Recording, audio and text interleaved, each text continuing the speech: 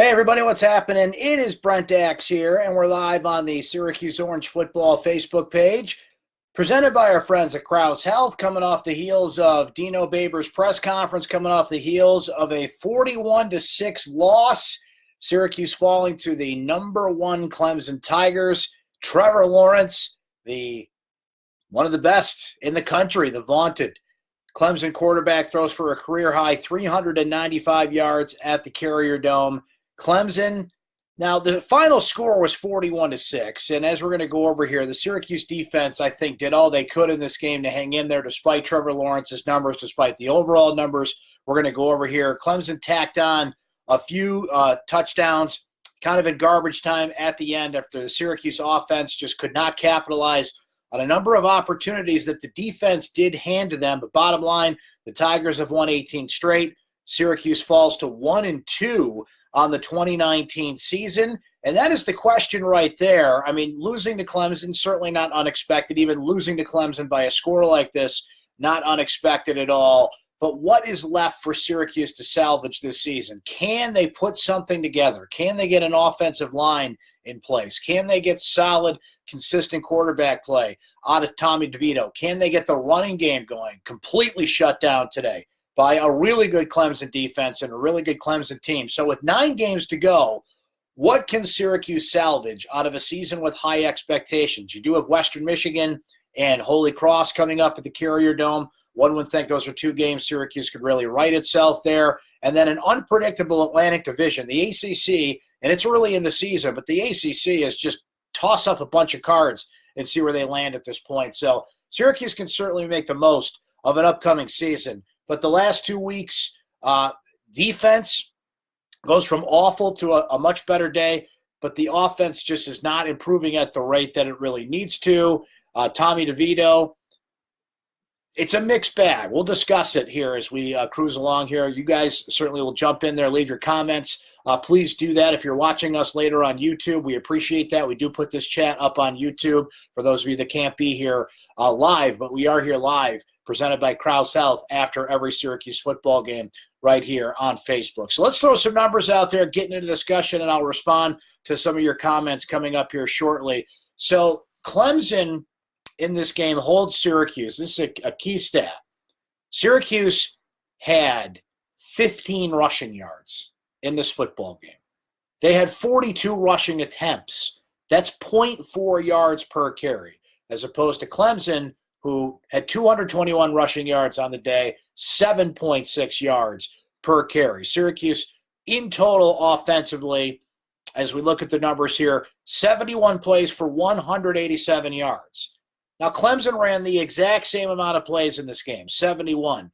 They had 612 yards on offense, as you could tell. And again, that number looks bad, but I think if you watch this game, you know that defense played better than the numbers indicate. Clemson tacked on a couple of touchdowns, some big yards in garbage time. That defense did all it could to hand the offense a number of opportunities that could have swung this game, could have sent it a different direction for sure. But the numbers are the numbers. Clemson is Clemson. They are an impressive football team, as we saw here today. Penalties certainly killed Syracuse in this one. There were a couple questionable calls in this game. The referees absolutely blew a call where there was a 12th man on the field for Clemson. You can argue that a touchdown, Amari Rodgers, 87-yard play, should have been called back. It was a close call. The replay, both on ABC and if you were at the Carrier Dome, show that maybe he stepped out of bounds. But the bigger issue there was the interception that Tommy DeVito threw right before that in a key third quarter sequence we'll go over here shortly. But just to throw a few more numbers at you from this game, we mentioned Trevor Lawrence, 22 of 39, 395 yards. That is a career high for him. 3 touchdowns, did throw 2 interceptions on the day. On the receiving end, T. Higgins, the stud wide receiver for Clemson, 7 catches, 150 yards. Didn't score in this game. Amari Rodgers, we mentioned that 87-yard play. He ended up with 4 catches for 121 yards, 2 touchdowns, which is incredible to think about considering this guy tore his ACL 6 months ago, and here he is back on the football field. He had 5 catches, 64 yards for Ross. Travis Etienne, 3 catches for 32 yards. On the rushing end, Travis Etienne is a guy who's averaging 9 yards a carry coming into this game. He only averaged 5 yards a carry in this game. And if you can hold him to 14 carries for 76 yards, you'll actually take that, considering the number of 100, 150, even 200-yard games. He has absolutely dominated Syracuse in playing them. He was held to 76 yards, and it was just kind of a bunch up after that. Malusi had 57 yards. Trevor Lawrence ran the ball a bunch, had 42 yards on the ground as well. Key stat, though, in this one for the Clemson Tigers was sacks. They harassed Tommy DeVito all night long. Officially, they put up 8 sacks. Now, it felt like 80. And if you factor in hurries, if you factor in how uncomfortable they made Tommy DeVito in this game, the numbers don't even bear out how much he was under duress, moving, had to throw on the run, could not get comfortable at all. That Clemson defense, Brent Venables, who's, I think, the best defensive coach in college football, could certainly be a head coach anywhere he wants to be, if he wants to be, brought the noise against Tommy DeVito, and that Syracuse offensive line just could not handle it. He was sacked 8 times, but hurried, pressured, and ran all over the field. Certainly a bunch more in this game. And that's the biggest thing in this game. It's Tommy DeVito on that offensive line. Tommy DeVito is not without fault. That interception that Tommy DeVito threw was inexcusable. It's inexcusable for a quarterback, no matter what level of play they're on, no matter how much experience they have, especially considering that Tommy DeVito made the same exact play last week. Now, when I've talked to Dino Babers and other people about Tommy DeVito, what they've told me, amongst many things certainly, because we've had a lot of conversations about him, is that he doesn't make the same mistake twice. Well, that's false, because he has. He made the same mistake in 2 straight football games, and it is an inexcusable play for a quarterback, particularly one play after your defense hands you a turnover. Key sequence in the third quarter. This decided the game. This flipped the game. So you come out of halftime. Syracuse couldn't score before the break, or did score before the break. Some people felt like they should have gone for a touchdown, but they settled for the points. They settled for the field goal. They go into halftime. And I think people are feeling like this team is in the game. They certainly were. It's 17-6 at the break.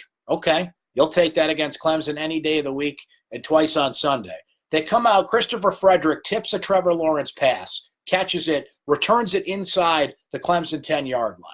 Huge momentum swing, 50,000 people going crazy. On the next play, Tommy DeVito makes a play that's as bad as it gets. Throws the ball right on the sideline.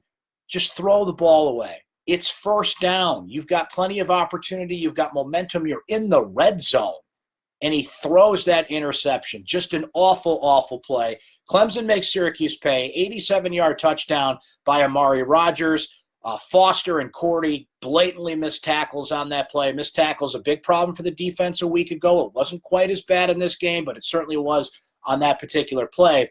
Now, Clemson goes up 24-6. And again, was Amari Rodgers out of bounds on that play? It looked like his foot was close. But I'm not going to argue about that. I'm not going to worry about that. I'm not going to harp on that, because what you should harp on is just giving Clemson the ball back after that terrific play by Christopher Frederick. So later in that quarter, Trill Williams comes up with a terrific interception, a 41-yard return, nearly a pick six. Syracuse has the ball on the 3-yard line, and they can't punch it in.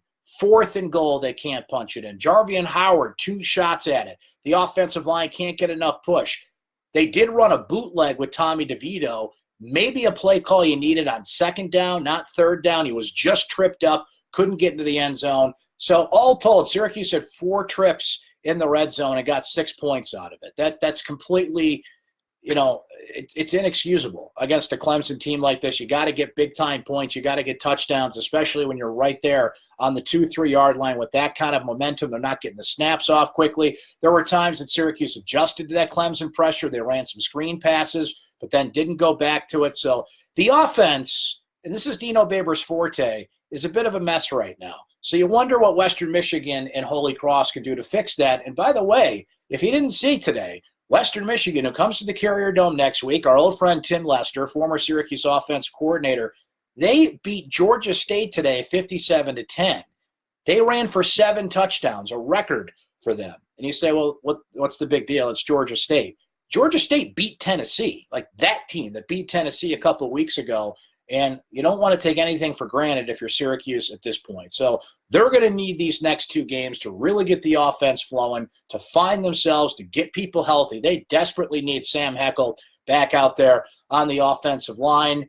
You've got people playing out of position. Carlos Vettorello is just overmatched at left tackle. You've got Ryan Alexander, the transfer that came in from South Alabama. I have high hopes for this guy. I think he can really help this offensive line, but was overwhelmed today. Brent Venables just made his way with the Syracuse offense today. Tommy DeVito constantly under duress. So that was the big problem today.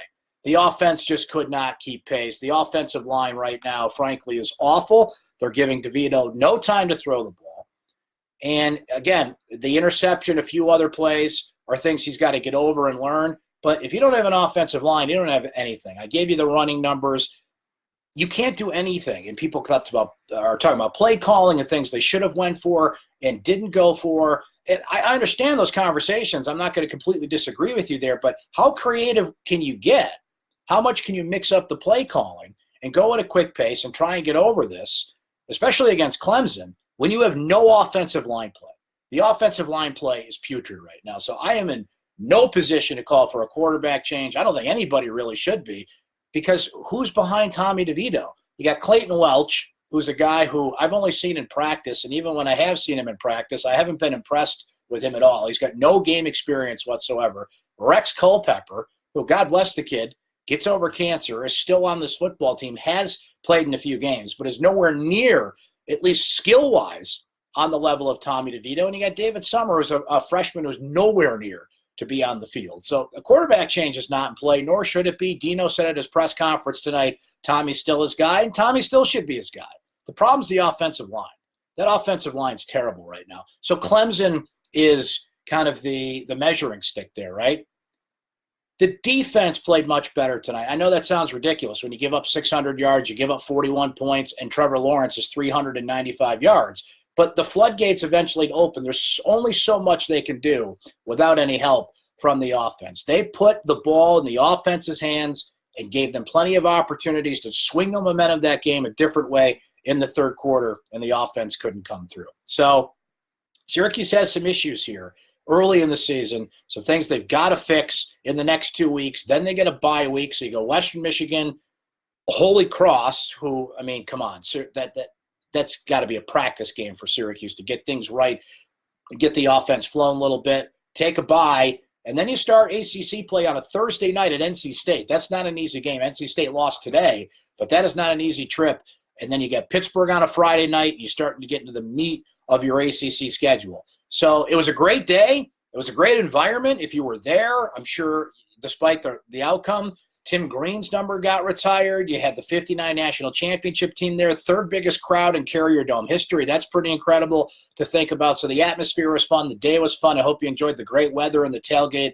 But the football game today, as we saw, did not go Syracuse's way, mostly because they've got a big, big hole in the offensive line, and I wonder if they can fix it. All right, let us see what you guys are saying out there. Rob saying that awesome job by the defense to get back on track offensively. I don't think we've seen in the last 3 weeks really who they are. Clemson is Clemson. I look forward to seeing what happens when Heckel comes back and the offensive line can have people back playing where they were recruited to play. Rob goes on to say, what concerns me is that I feel like Dino might be exaggerating how close Heckel is to returning. 9 games left, many opportunities to pile up wins, and an up-and-down ACC overall. If we can establish and maintain the offensive identity that their potential suggests that we have. I think you make a good point there, Rob, about people playing at their natural positions on the offensive line. You got to shift Aaron Service over to center. You got to put Vettorello at left tackle where he's not used to being, and the process just gets really screwed up there. I think you're making excuses, too. Sam Heckel will help. I like what he can do. I like his experience, and he's got a great story for those of you familiar with his story.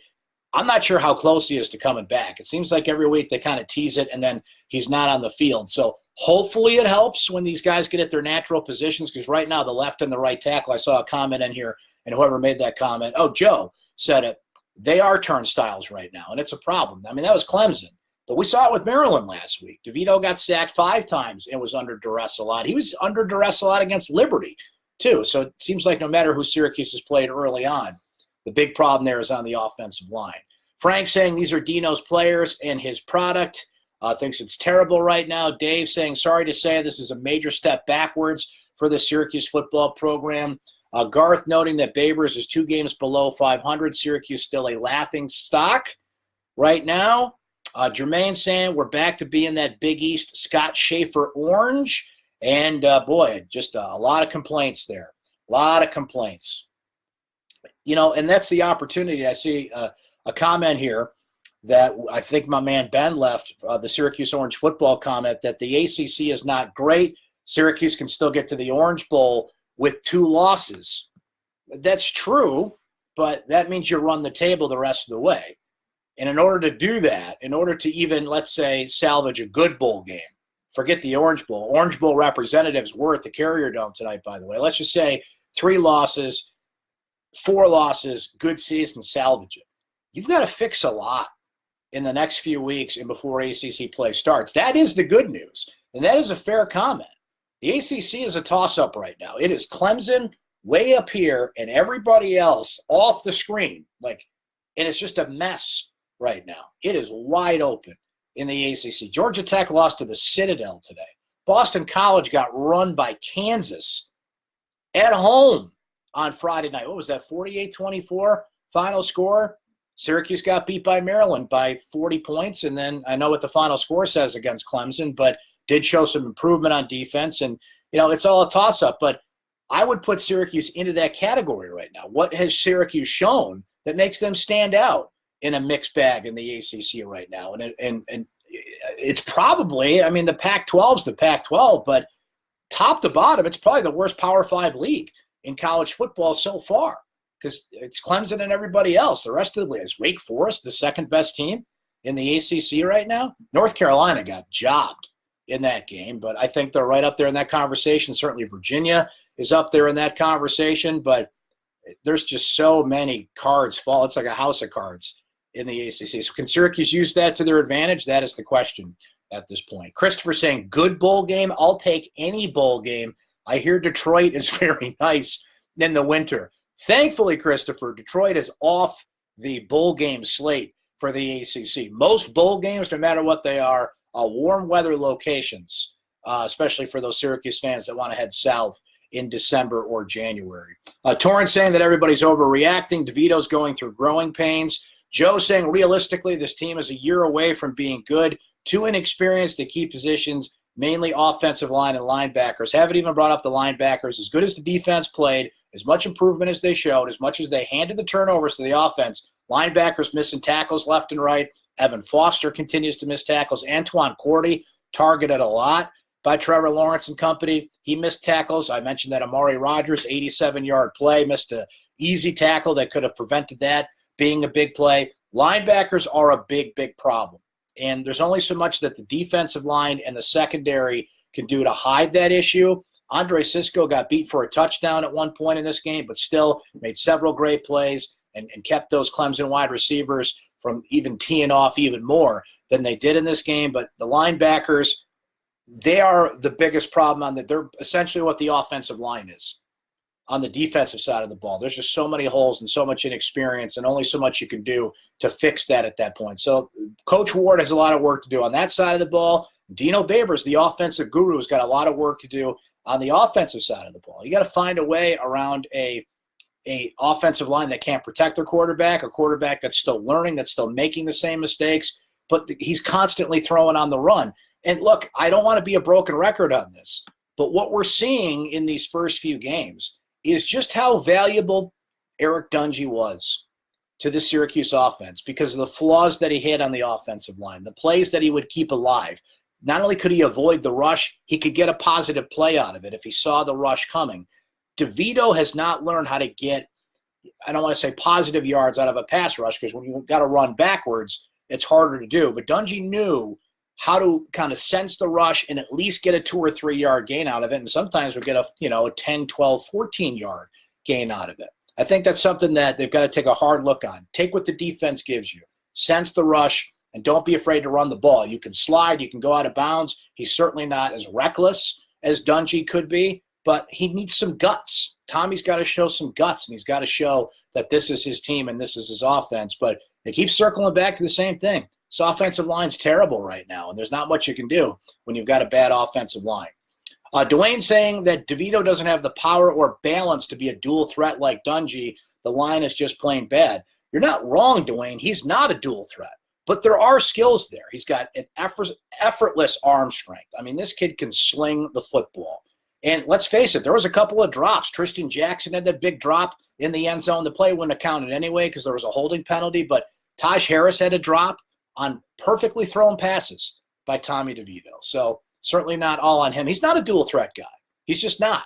So we've got to sit here and experience the growing pains of him trying to grow into his offense, but doing it with that offensive line is going to be a big, big issue. Tom saying that Syracuse was outplayed and outcoached.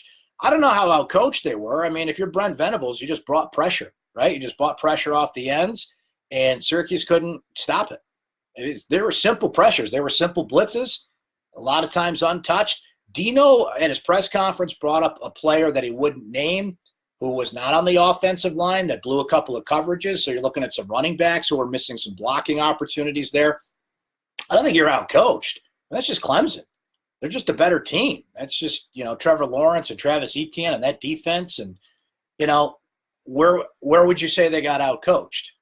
I think it was self-inflicted. I think it was not going for a touchdown at a couple opportunities where they took field goals. It's Tommy DeVito making a bad interception, running for his life the whole time.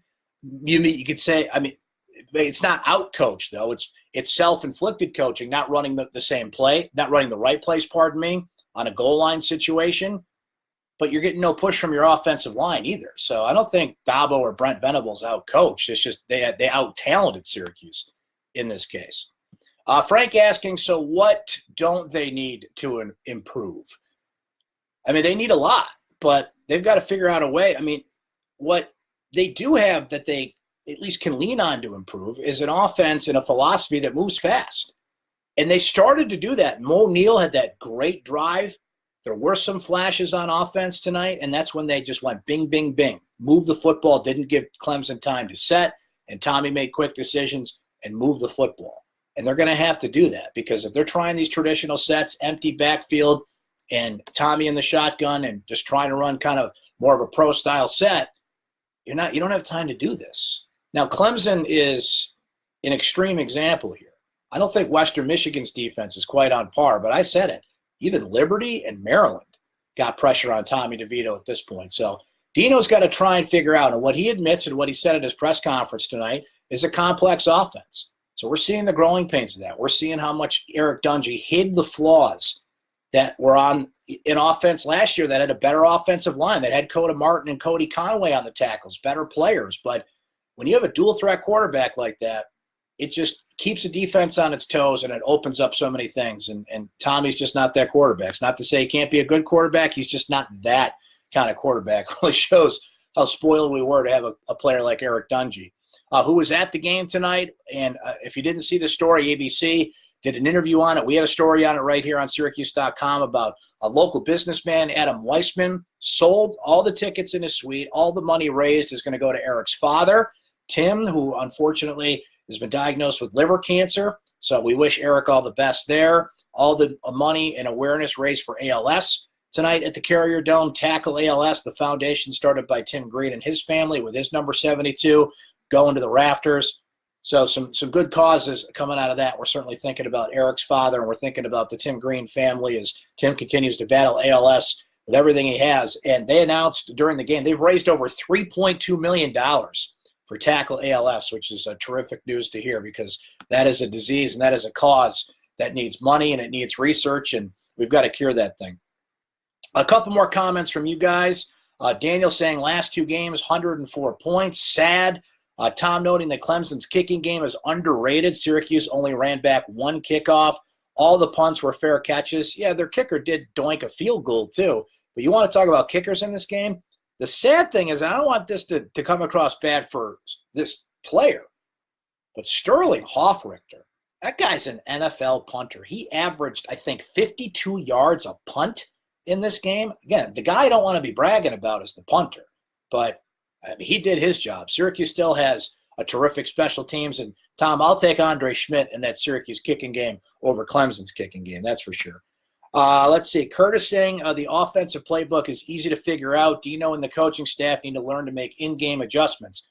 But again, Curtis, what adjustments can you make when you have no offensive line? You can't overcomplicate things. Now, can you make adjustments? Sure you can. They went to the screen game, for example. Maybe should have done more of that, but Brent Venables is the smartest defensive coach in college football. He would have figured that out quickly. You can't make adjustments if you don't have an offensive line to run your offense. Tommy DeVito didn't have time to blink, let alone run a football play. So I think that's just something we say. I think that's something fans say when they're frustrated. They need to make adjustments. What adjustments can you make? You have no offensive line. None. You can't run an offense if Tommy DeVito has no time to do anything. I just think that's just it's just what we say. Make adjustments. What can you do? Well, what can you do? It's a frustrating thing. So I'm wondering what Western Michigan is going to present. That's a noon kickoff next week at the Dome.